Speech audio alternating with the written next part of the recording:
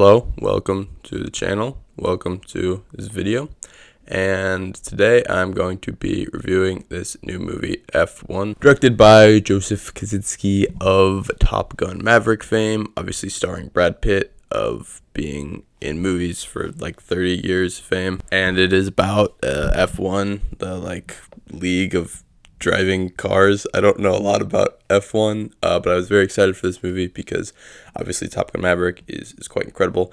And this is essentially taking Top Gun Maverick, replacing fighter jets with race cars, and replacing Tom Cruise with Brad Pitt, and replacing Damson Idris with Miles Teller, and then just running it back. And Top Gun Maverick is honestly one of the best movies of the past few years, certainly one of the best blockbuster films of the 2020s so far.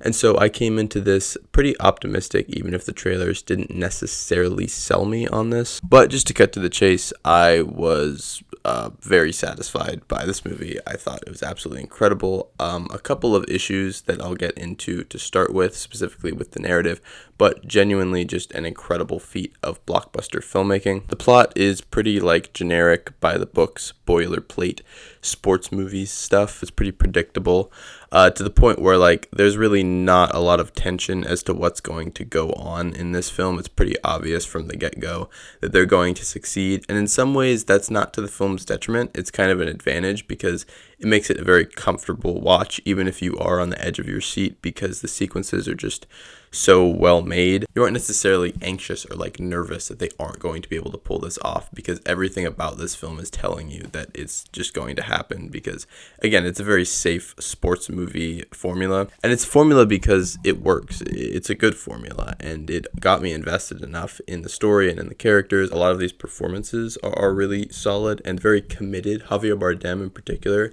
has a couple scenes where he's doing some capital A acting and really trying to sell the intensity of the stakes here, that I think really helps the audience buy into the very low stakes situation and make it feel a lot bigger than it really is. One of my complaints about a lot of blockbuster films, specifically as we've gotten into the superhero genre more and more, is that they're always trying to have these world-ending, world-threatening ramifications, and you don't necessarily have to do that to make a film exciting, but I think Hollywood thinks you do have to do that. But F1 is a great example of how just great filmmaking and solid performances and a pretty decent, serviceable script can make the audience care about something that isn't necessarily that important, but for those 2.5 hours, it feels important and it feels tense, and you really want these characters to accomplish this goal. Brad Pitt is pretty great here, not necessarily one of his greatest performances ever, but is doing this great stylish, nonchalant thing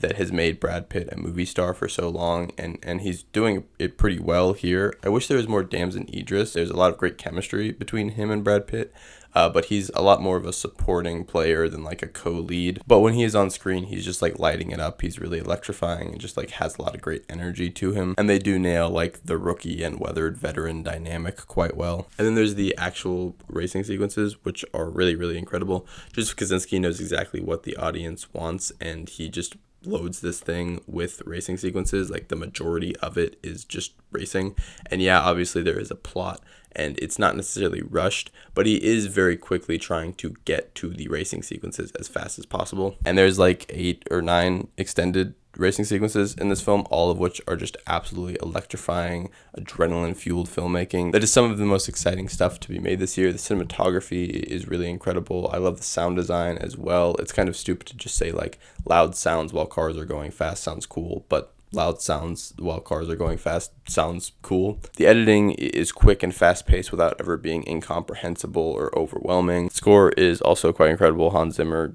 did it again. I do have a quick nitpick with the music here, which is that there's a lot of soundtrack songs in this film. There's a whole original album that came out accompanying this film, and the songs are not very good. They're pretty generic pop, house, rap songs, but there's 10 of these songs that are played throughout the film in lieu of a score. When a score would have sufficed, you should have just made Hans Zimmer compose some more stuff rather than have a lot of these pretty corny pop songs playing. I think at one point I heard Doja Cat rapping while Brad Pitt was racing, which if I was gonna name 100 things that I would like to listen to while Brad Pitt was racing, Doja Cat would probably not even make that list. But it gets the job done. Like, it keeps the energy up.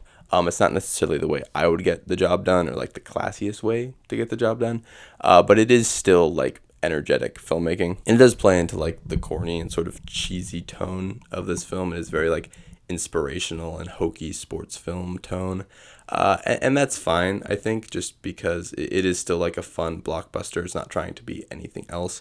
And that's really what I like about this movie. It really knows what it is, and it knows what its audience wants. And it's delivering that because you have a really great filmmaker at the helm that knows how to make these racing sequences as entertaining and as interesting as possible. It's just like pulse pounding. Like, I was on the edge of my seat anytime there was racing going on. And it's just right up there with what he was doing with Top Gun Maverick in terms of like making this look practical, and also like making you feel the practicality of it as an audience. The visuals, the energy, it's just all incredibly visceral and very, very easy to get immersed in. And even if there are a couple of issues plot-wise, I'm still willing to forgive them because the sequences are so great. The technical aspects of this film are so incredible. And even the plot does end up getting me kind of sucked in, even if it is a little bit weaker than I would like it to be. But overall, this is just like pure great spectacle, just incredible blockbuster filmmaking, and is a little bit hokey, yeah, but is still just an absolutely fun time at the movie theater. So I would give this a 4 out of 5. A couple flaws, but still quite good. I'm a little late to this, but whatever, better late than never, I guess. Yeah, in a couple days I'll be reviewing the new Jurassic World, the new Superman. Very, very excited about that. So check in for that, and that's all I got. Bye bye.